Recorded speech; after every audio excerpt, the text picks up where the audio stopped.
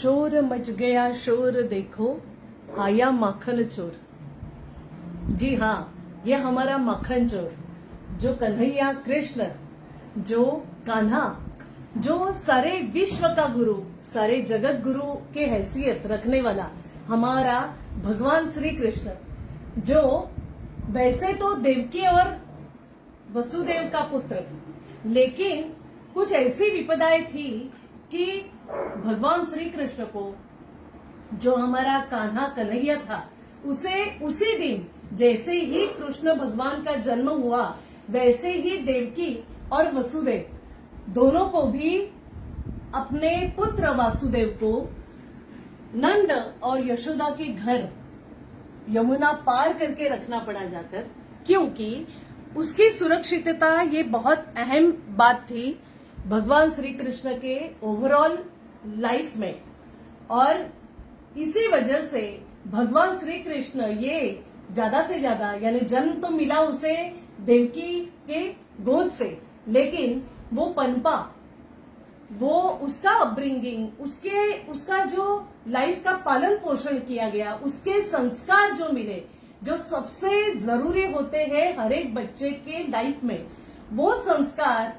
हमारे भगवान श्री कृष्ण को यशोदा और नंद राजा के घर, नंद राजा के फैमिली में उसे वो सब मिला। वो सब उसका अधिकार का जतन हुआ हमारे भगवान श्री कृष्ण का, जो हमारी यशोदा मैया और भगवान जो हमारे श्री कृष्ण है, उनकी लीलाएं इतनी मशहूर है, उनकी कथाएं इतनी मशहूर है कि हर एक कथा से हमें भगवान श्री कृष्ण ने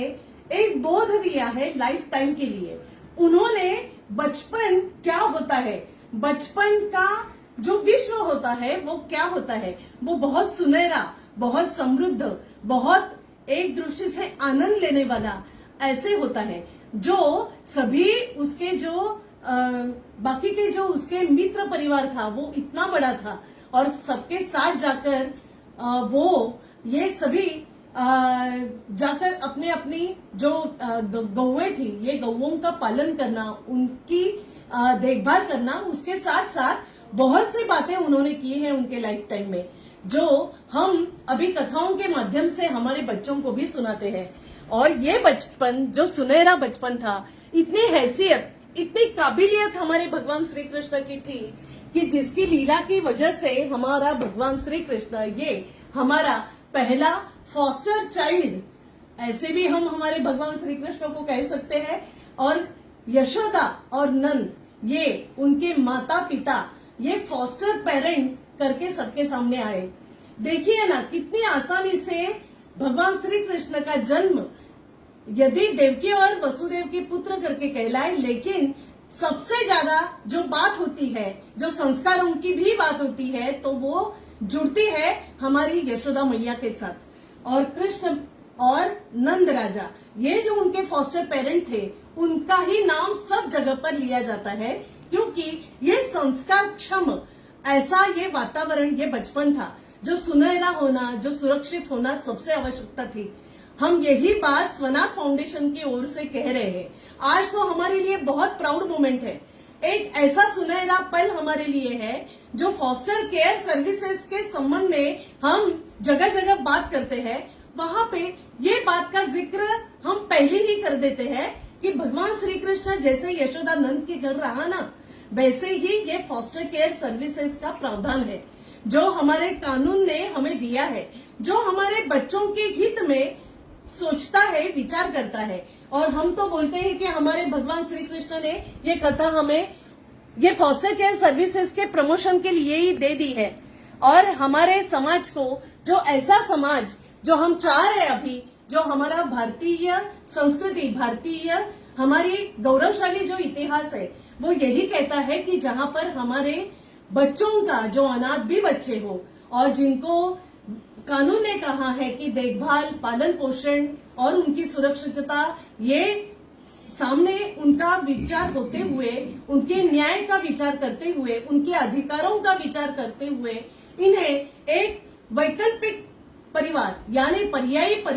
परिवार देने की जरूरत है। जैसे एक उदाहरण के तौर पे मैं कहूं आपको कि फॉस्टर केयर सर्विस यानी क्या, जैसे देवकी और वसुदेव थे कैद में, लेकिन भगवान श्री कृष्ण कैद में माँ पिता होने की वजह से उनका फॉस्टरिंग होना जरूरी था। उनको उसी समय सुरक्षितता मिलना ये सबसे जरूरी और अहम मुद्दा था, और यही सोचकर ही नंद के घर भगवान श्री कृष्ण को दिया गया देवकी और वसुदेव द्वारा, क्योंकि उन्हें वो कॉन्फिडेंस था कि मेरा बच्चा सही सलामत और सुरक्षित रहेगा तो वो यशोदा और नंद के घर ही हो सकता है। उसे सुरक्षितता मिलेगी, उसे संस्कार मिलेंगे, जो सबसे जरूरी छोटे बचपन में बच्चों को मिलना जरूरी होता है। अभी के यदि हम सिनेरियो हम आज का देखेंगे तो 3 करोड़ से भी ज्यादा अनाथ बच्चों की संख्या। हम भगवान श्री कृष्ण को अनाथ करके नहीं जोड़ रहे, क्योंकि वो अनाथ था ही नहीं,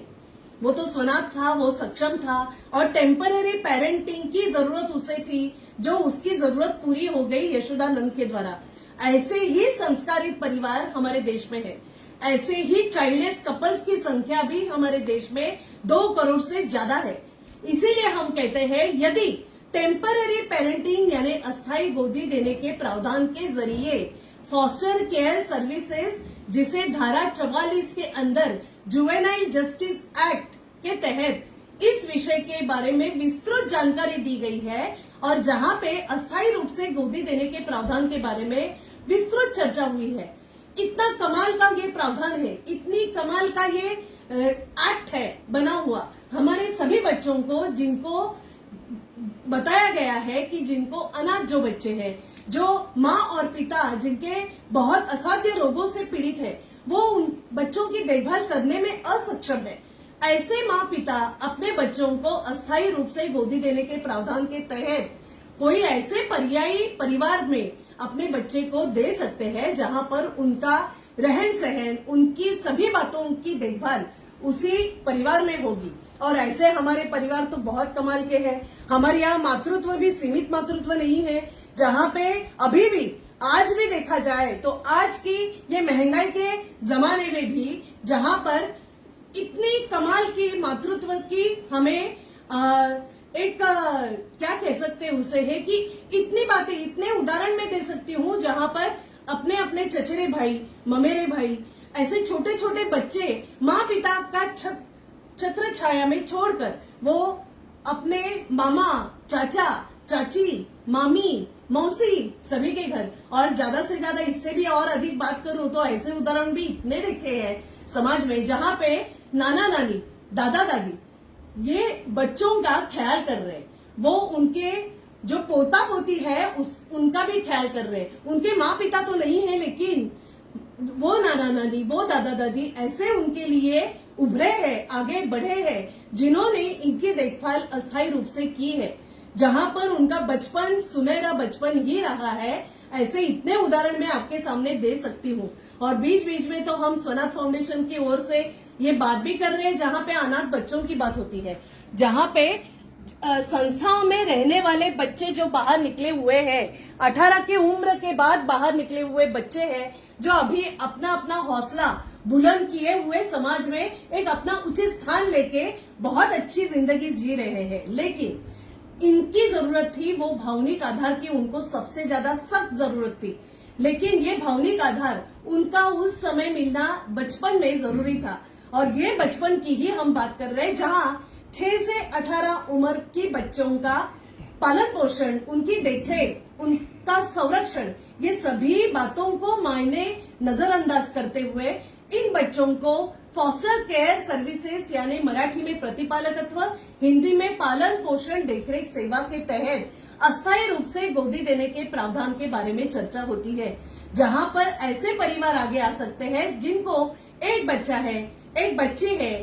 दोनों भी बच्चा बच्ची है, बच्ची 2 बच्चियां हैं, 2 बच्चे हैं, लेकिन वो चाह रहे हैं कि कोई ऐसा बच्चा उनके घर आए जो उनके साथ ही, उनके बच्चों के साथ ही पले बढ़े। वो भाई का दर्जा देने के लिए तैयार है, वो बहन का दर्जा देने के लिए तैयार है। हमें ऐसे पेरेंट्स के भी फोन आते हैं जो बोलते हैं कि हर रक्षाबंधन को हमारे बच्चे तरसते हैं बहन के प्यार के लिए, तरसते हैं रक्षाबंधन के लिए, तो हम चाहते हैं कोई ऐसी बहन हमारे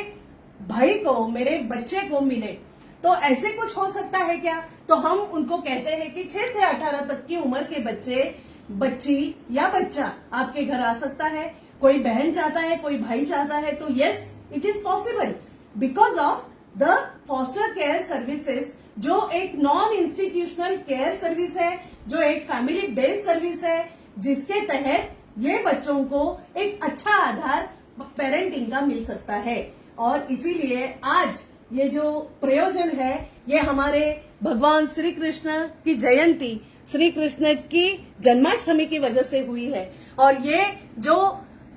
अवसर मिला है ना, ये हमें मिला है ये भगवान श्री कृष्ण की कथाओं से। श्री कृष्ण के एक बहुत बड़ा हमारे लिए उन्होंने एक ऐसी उपलब्धि प्रस्तुत की है उनके लाइफ टाइम में, जिसके तहत हम हमारी बात रख सकते हैं। और हम आप सभी को, पूरे समाज को हम हमारी स्वनाथ फाउंडेशन की ओर से आह्वान करते हैं कि आगे आइए और मातृत्व, ममता भरा आपका हृदय लेकर हमारे बच्चों को स्वीकृत कीजिए, जो सभी के लिए तरसे है, वो पेरेंटिंग के लिए तरसे है। और वो कहाँ मिलेंगे? तो वो मिलेंगे अनाथालय में, वो मिलेंगे अनाथ आश्रम में, जहाँ पे एक ठीक तरह से उनका सोच रखी गई है। एक कानून के तहत उसकी पूरी एक क्रियान्वयन की प्रक्रिया है, जिसके तहत आप जाकर एप्लीकेशन करेंगे तो आप भी पा सकते हैं एक ऐसी लड़की, एक ऐसा लड़का जिसका बचपन ये पूरी तरह से संस्कारित होना ये आप सभी के हाथ में रहेगा।